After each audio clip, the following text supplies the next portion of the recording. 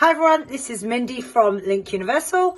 I've been heading up the Jumpers, Jackets and Coats project in London this winter, handing out your wonderful donations to the homeless people on the streets. Now, I wanted to do this video today because I wanted to share a story of all the things we've learned, but one in particular. The other day when I was on the streets in the Strand, I saw a homeless couple on the street from a distance, and the man seemed to be moving a lot, and I thought, oh, he's either drunk or under the influence of drugs. Anyway, I approached him and asked him which clothes he wanted, and we had a chat for a while, and he wasn't drunk, he was quite coherent.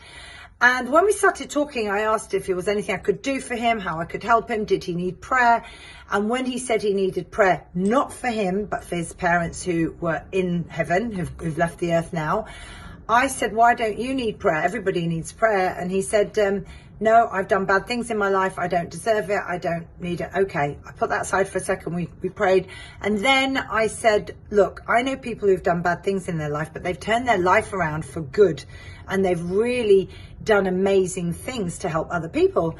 You know, people who've even done such bad things like kill someone. And then I got his attention. He looked at me, his eyes wide, and said, I've killed somebody. I did it by mistake. I didn't mean to. I hit a man. He hit the floor, never got up again.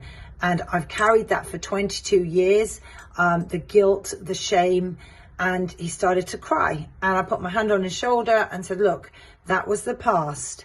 It doesn't define your future, okay? You repent, you ask for forgiveness, you forgive yourself, and you move forward now with your life and do great things. Walk that path of righteousness. And he looked at me and carried on crying, and it was almost like no one had made that connection with him, or he hadn't shared that clearly with people.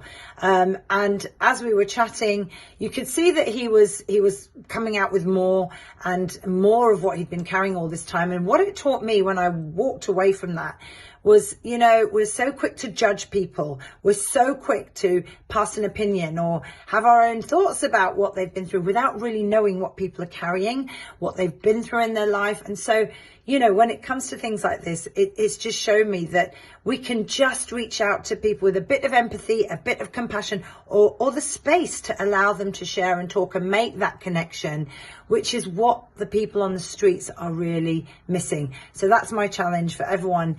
When you see somebody on the street, perhaps as you go about your day or in the evening, go and make a connection with them. Take the time, because that's what really counts.